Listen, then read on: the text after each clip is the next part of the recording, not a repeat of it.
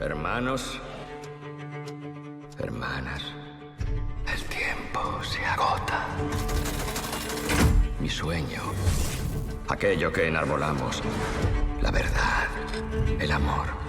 Nagini. Ha llegado la hora de que ocupemos el sitio que nos corresponde.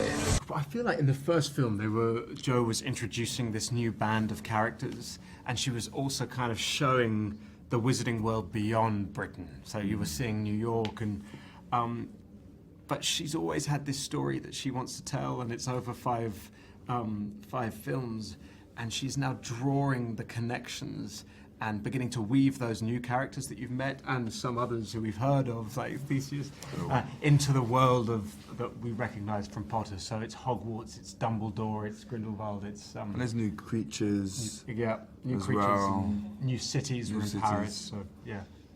And the evolution of the first characters. Los mundos mágicos y no mágicos llevan en paz más de un siglo. Grindelwald quiere poner fin a esa paz. ¿Quieren que le dé caza? Frenemies. Frenemies. I hope they're friends. I hope they're best buds. I think they deserve to be friends now, right? There's been a lot of bad press in the press about their relationship. I'm sick of it. But I feel like by the end, they really... They bond in this film, and I think it would be quite... There's an amazing thing in families, isn't there, where you have difficult times and dynamics, moments when there's friction, and then something happens, and it just kind of... It all makes sense. You kind of lean into each other a bit, and I'm excited for the prospect of the Scamander brothers taking on the world together. Yeah, me too. ¿Que lo mate? Dumbledore, ¿por qué no lo hace usted? No puedo enfrentarme a Grindelwald. So many different layers and levels to that. The actors that we get to work with. Yeah, Johnny Depp. It's pretty... Redmayne.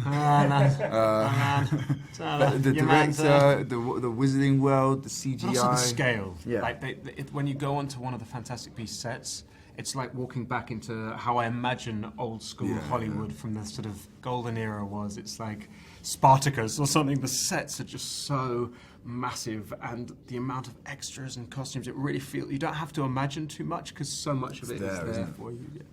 But even with like the street in France, in Paris, it's like as far as 500 foot, and like the shops, as far as I can see, you go in them and there's a till and there's receipts in the till. It's like it's lived in.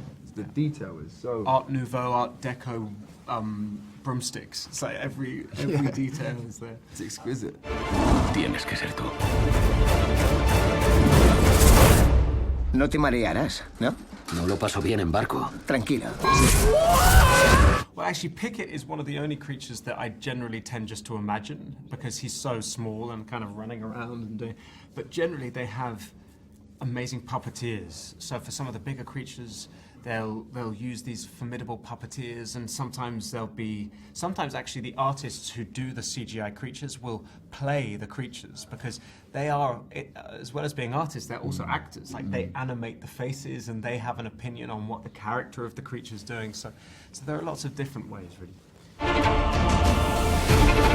¿Sabes por qué te admiro, Newt? No ansías el poder. Solo te preguntas si lo que vas a hacer es correcto. I don't feel the pressure as an actor, which is surprising because normally I do. I realise that this is a world that is loved, and I'm been accepted before the films even come out, which is a beautiful thing and beyond my wildest dreams. But also this team has been together, especially after watching the first one and loving the first one.